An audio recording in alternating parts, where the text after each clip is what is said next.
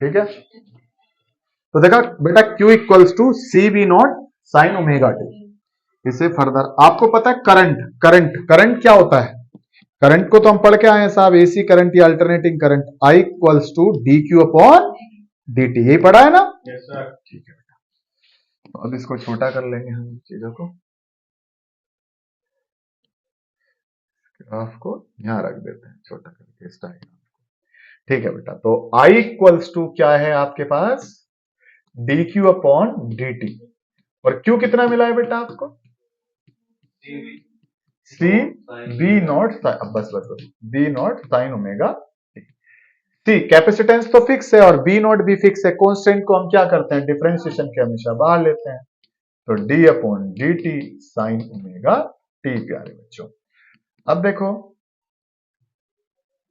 यहां पर Q equals to C V not,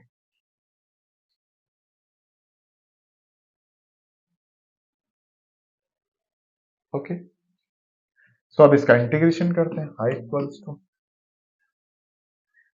I not, sorry क्या कर रहे हैं हम, I equals to C B not, इसका इंटीग्रेशन कितना आएगा बेटा, माइनस कॉस या कोस आएगा खाली,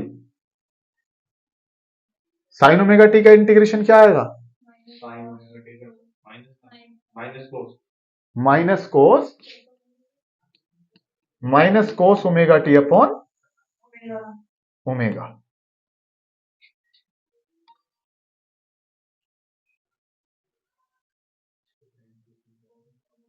डिफरेंशिएशन था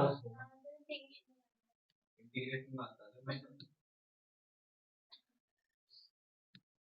ये रहा आपका, तो कंफ्यूज मत करिएगा, D upon D T sine omega T equals to cos omega T, इसमें निगेटिव नहीं आएगा बेटा, ठीक है, तो C V not cos omega T into omega, chain rule का इस्तेमाल करते हैं, पहले इसका इंटीग्रेशन करेंगे फिर सॉरी पहले इसका डिफरेंशिएशन करेंगे फिर अंदर का डिफरेंशिएशन करेंगे, तो I equals to C omega B not cos omega T. प्यारे बच्चों इसको थोड़ा सा चेंज करना चाहता हूं, बी नॉट इसे लिखना चाहता हूं 1 अपॉन ओमेगा सी, कोई दिक्कत किसी को, बिल्कुल कॉस ओमेगा टी।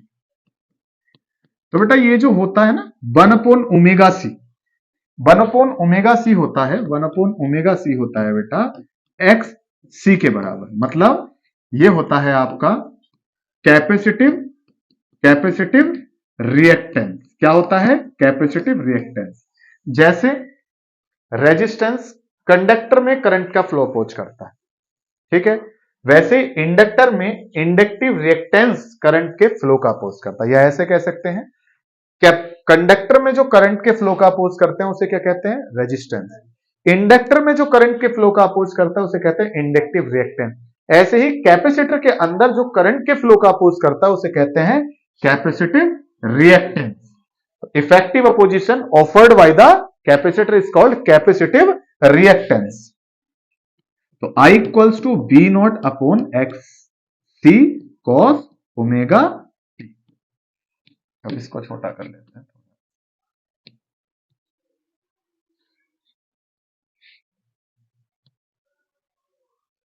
ठीक है बच्चों, आगे चेक, अब I आप ही ने कहा कि ओम साहब क्या कह गए हैं, वोल्टेज को अपोजिशन से डिवाइड करोगे तो करंट मिलेगा, so I equals to I not cos omega T, ये क्या मिला हमें करंट, बट हमने वोल्टेज कैसी दी थी B not sine omega T, हमने साइनोसॉइडल दी थी, तो इसे काय में बदलेंगे साइनोसॉइडल, तो I equals to I not, इसे बदलेंगे हम साइन 90 प्लस ओमेगा टी, क्यों, क्योंकि ये सेकंड क्वाड्रेंट में चला गया और सेकंड क्वाड्रेंट में साइन पॉजिटिव होता है, मतलब साइन 90 प्लस थीटा बेटा कोस थीटा के बराबर होता है, किसके बराबर होता है, तो कोस ओमेगा टी बराबर 90 प्लस ओमेगा टी, क्लियर है, क्योंकि सेकंड क्वाड्रेंट में साइन पॉजिटिव होता है, all student go to college, पढ़ा है आप लोगों ने, तो I equals to I not sine, इसे ऐसे लिख सकता हूं ओमेगा टी प्लस 90, तो ये क्या मिला आपको बच्चों करंट। अगले पेज पे चलते हैं, तो आपने वोल्टेज क्या दी थी कैपेसिटर को, B equals to B not sine sine omega T दिया बेटा, मिला कैसा आपको current, I not sine omega T plus pi by 2 या 90 डिग्री, जो भी आप देख रहे हैं। क्लियर है? तो अब आप फेज डिफरेंस निकालेंगे तो करंट के फेस में से वोल्टेज का फेज घटाएंगे। आप करंट के फेस में से वोल्टेज का फेज घटाएंगे तो क्या बचा? पाई बाई 2। फेज डिफरेंस कितना आया? पाई बाई 2। अब ध्यान से देखिएगा, सबसे पहले जब फेसर डायग्राम बनाना सिखाया मैंने आपको, रटा रखा है। फेसर डायग्राम में हम लोग क्या करेंगे?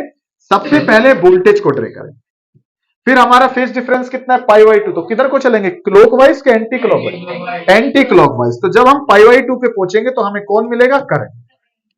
अब देखिएगा इस डायग्राम को देख के बोले करंट आगे चल रहा है कि नहीं, तो आप बोलेंगे करंट लीड्स किसको? वोल्टेज बाय,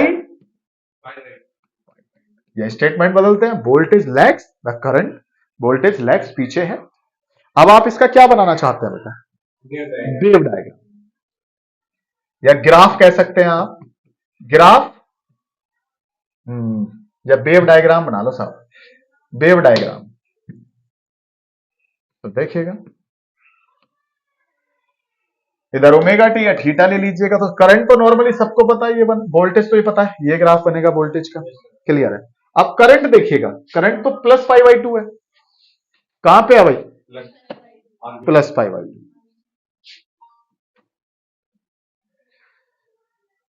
यहां से, तो यहां से अब ये इधर को चलेगा ऐसे करके। क्लियर है? बट आपको तो ये पूरा करना पड़ेगा भाई। क्लियर है? तो दिस इज दिस, समझ में आया? ये है वोल्टेज का, ये थोड़ा सा कम रहेगा, इसकी वैल्यू आपको पता होनी चाहिए। ये यहां से लीजिएगा, ठीक है? यहां से लीजिएगा इसको, ठीक है? This is B not sine omega T, this is I not sine omega T. Clear है? अब इन सब के साथ कौन किस में कहां कैसे कंफ्यूजन है तो मैं आपको समाधान देता हूं। एक कोड याद रखना, सिविल। क्या याद रखना? सिविल। और इधर से चलना, पहले 3 अंडरलाइन करना, कैपेसिटर में करंट लीड करता है किसको? फिर अगर लास्ट वाले 3 करोगे तो आपको पता चलेगा। देखिएगा इन 3 को ध्यान से देखिएगा बच्चों, इसमें ये क्या कह रहा है? वोल्टेज लीड करता है करंट को, कौन? इंडक्टर में। क्लियर है? शुरू के 3 देखोगे कैपेसिटर की बात मिल जाएगी, लास्ट के 3 देखोगे तो क्लियर है? तो सिविल को आप डिकोड कर लेना, उससे आपको कंफ्यूजन खत्म हो जाएगा, कौन लैग करेगा और कौन लीड करेगा। आज हमने कैपेसिटिव सर्किट का बिहेवियर पढ़ा, इंडक्टिव सर्किट का बिहेवियर पढ़ा और रेजिस्टिव सर्किट का बिहेवियर पढ़ा एसी के लिए। किसमें करंट लीड करेगा, किसमें लैग करेगा, किसमें इन फेस रहेगा, किसका फेज डिफरेंस कितना होगा। कैपेसिटिव का phase difference plus pi by 2, inductive का माइनस पाई बाई 2 और रेजिस्टिव सर्किट का फेज डिफरेंस 0। करंट और वोल्टेज के बीच में यही खत्म करते हैं।